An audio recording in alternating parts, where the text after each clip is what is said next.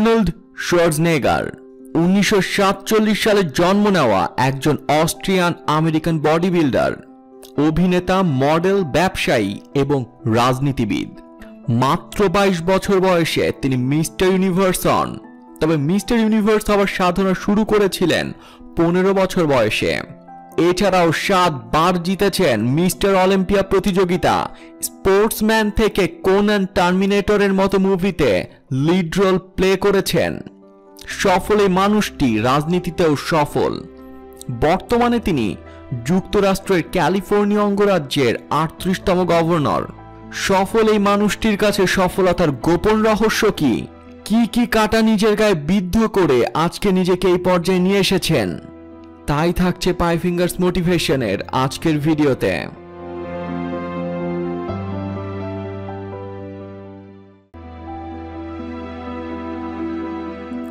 মানুষ আমাকে প্রতিবার জিজ্ঞাসা করে সফলতার গোপন রহস্য কি। আমি তাদের মজা করে বলি, সাকসেসের শর্ট ভার্সন হলো আপনার 22 ইঞ্চি বাইসেপ থাকতে হবে এবং খালি হাতে প্রাণীদের হত্যা করার ক্ষমতা থাকতে হবে।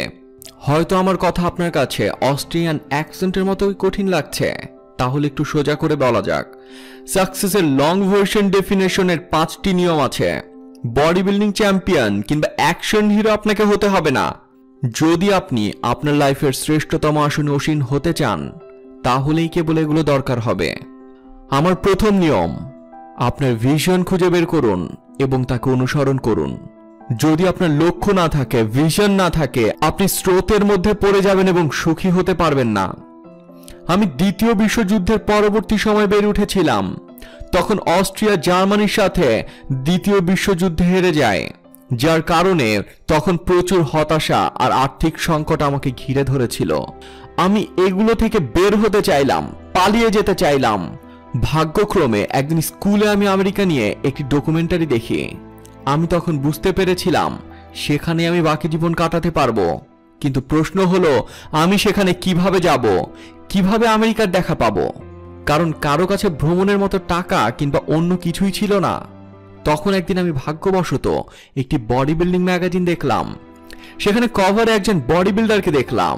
সেখানে লেখা ছিল mister universe become Hercules star. তার নাম ছিল রিস পার্ক। আমি আর্টিকেলটি যত দ্রুত পারা যায় পড়ে ফেললাম এবং জানতে পারলাম তিনি ইংল্যান্ডের লিডসে কিভাবে দারিদ্রতায় বেড়ে উঠেছিলেন।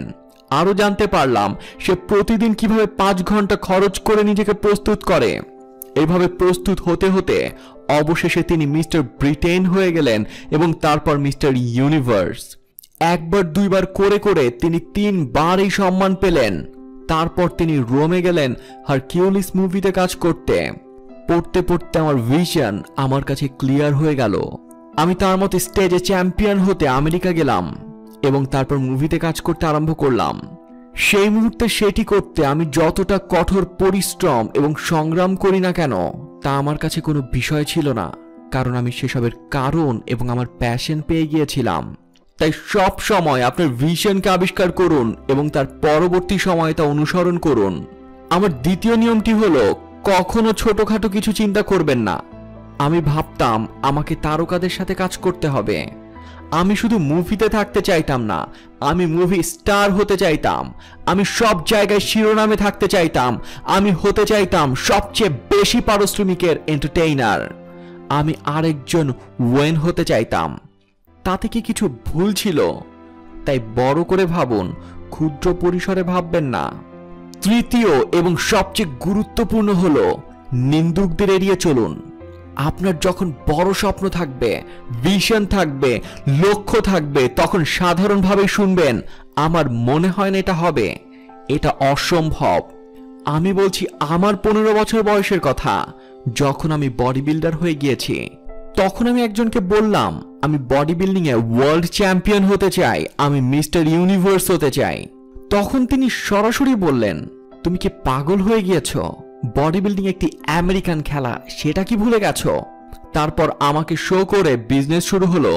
আমি 13টি বিশ্ব চ্যাম্পিয়ন টাইটেল পেলাম। তারপর আমি বললাম আমি রিচ পার্কের মতো হতে চাই, আমি হারকিউলিস হতে চাই, মুভিতে কাজ করতে চাই। এটা যখন আমি আমার এজেন্ট এবং ম্যানেজারদের বলতাম, তারা হেসেই উড়িয়ে দিয়ে বলতো, আর্নল্ড, এটা খুব হাস্যকর। তুমি লিডিং ম্যান হতে চাও? আচ্ছা, প্রথমে তোমার শরীর নিয়ে বলা যাক। তোমার দেহ রাক্ষস বা দৈত্যের মতো, আর তোমার উচ্চারণ জার্মানদের মতো, যার কিছুই বোঝা যায় না। তুমি কি দেখেছো কখনো কোনো ইন্টারন্যাশনাল মুভি স্টার জার্মান ভাষায় কথা বলে? এটা হয় না। আর তোমার নামও তো কেউ উচ্চারণ করতে পারবে না। হ্যাঁ, এটাই সত্যি। আমার নাম নিয়েও আমাকে কটাক্ষ শুনতে হয়েছিল। আর এখন শোয়ার্জনেগারের নাম উচ্চারণ দূরে থাক, এই নাম শুনলে মানুষ বাসা কিংবা সিনেমা হলে সমুদ্রের মতো উপচে পড়ে। এখন চিন্তা করুন, যখনই আমি কোনো সিদ্ধান্ত নিতে গিয়েছি সবাই বলেছে এটা হবে না, হতে পারে না, এটা অসম্ভব। এর কথা ভুলে যাও। ভাগ্যক্রমে আমি তাদের কথা শুনিনি। আমি অ্যাক্টিং ক্লাস, ইংলিশ ক্লাস, এমনকি অ্যাকসেন্ট রিমুভাল ক্লাসও শুরু করলাম। আমি সারাদিন শুধু একটি কথাই আওড়াতে থাকতাম, আ fine wine gross on a vine. কষ্ট করলে কেষ্ট মেলে। হঠাৎ করেই আমি একটি ব্রেক থ্রু পেয়ে যাই। টিভি শোতে ছোট ছোট পার্ট করা শুরু করলাম। তারপর পাম্পিং আয়রন, স্টে হাংরি এবং তারপর কোনান দ্য ব্যাবেরিয়ানে আমি বড় একটা রোল পেলাম। কোনানের মাধ্যমে আমি বড় একটা ব্রেক থ্রু পেলাম। এখানে একটি চমৎকার বিষয় হলো, কোনানের ডিরেক্টর প্রেস কনফারেন্সে বলেন, আমাদের যদি শোয়ার্জনেগারের মতো একজন না থাকতো, তার মতো বডি বিল্ডার না থাকতো, তাহলে আমরা কখনোই এটা বানাতে পারতাম না। এরপর আমি যখন টার্মিনেটর করলাম, জেমস ক্যামেরন বললেন, আই উইল বি ব্যাক। তার বানানো মুভির ডায়লগগুলোর মধ্যে সবচেয়ে বিখ্যাত লাইন, কারণ আর্নল্ডের অ্যাকসেন্টের কারণে এটা মেশিনের কণ্ঠস্বরের মতো লাগছিল। সুতরাং দেখতেই পাচ্ছেন, নিন্দুকেরা যা বলেছিল তা শুধুমাত্র দায়সারা ছাড়া কিছুই নয়। তাই সমালোচকদের ইগনোর করুন। চতুর্থ নিয়মটি হলো, কঠোর পরিশ্রম করুন। আপনি কখনো হেরে যেতে চান না, কারণ আপনি কঠোর পরিশ্রম করতে চান না। আপনি কোথায় কাজ করছেন এটা কোনো ব্যাপার না। No pain no gain. একটা উদাহরণ দেই, আমি যখন আমেরিকায় আসি তখন আমি প্রতিদিন 4 ঘন্টা অনুশীলন করতাম, একটি কনস্ট্রাকশন বিজনেস দেখাশোনা করতাম। আমি একজন রাজমিস্ত্রি ছিলাম এবং আমি কলেজেও যেতাম। এর সাথে ছিল প্রতিদিন রাত 8টা থেকে 12টা পর্যন্ত অ্যাক্টিং ক্লাস। এটা আমার প্রতিদিনের রুটিন ছিল। তাই কাজ করুন, কোথায় আছেন সেটা ব্যাপার না, শুধু কাজ করুন। আমার পঞ্চম ও শেষ নিয়ম হলো, শুধু নিয়ে যাবেন না, কিছু দিয়ে যান। যে আয়নাতে কেবল আপনি নিজেকে দেখতে পান, সেই আয়না ভেঙে ফেলুন, কারণ সেই আয়নার বাইরে গিয়ে আপনি লক্ষ লক্ষ মানুষকে দেখতে পাবেন যাদের আপনার সাহায্য প্রয়োজন।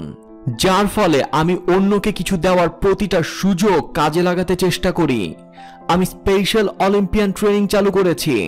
সুবিধাবঞ্চিত মফস্বলের শিশুদের জন্য আফটার স্কুল প্রোগ্রাম চালু করেছি। তাদেরকে মাদক সহ নানান সন্ত্রাসী কর্মকাণ্ডকে না বলতে শিখিয়েছি। আমার প্রতিবেশী কিংবা স্থানীয় স্কুল যে কোনো কিছুকেই পরিবর্তন করতে পারি, কারণ এটা পুরোটাই আমাদের ওপর। তাই ভিশন নিন, বড় চিন্তা করুন, নিন্দুককে এড়িয়ে যান, কঠোর পরিশ্রম করুন এবং পৃথিবীকে পরিবর্তন উপহার দিন, কারণ এটা আপনি ছাড়া আর কে করবে। সবাইকে অসংখ্য ধন্যবাদ। পরের পর্বে আপনি কাকে নিয়ে ভিডিও দেখতে চান তা এখনই কমেন্ট করে জানান আমাদেরকে। আর প্রতিদিন সকালে চমৎকার একটি অনুপ্রেরণামূলক বাক্য দিয়ে দিন শুরু করতে এখনই লাইক দিয়ে আসুন 5 ফিঙ্গার্স মোটিভেশনের ফেসবুক পেজে। সফলতা কেবল আপনার জন্যই।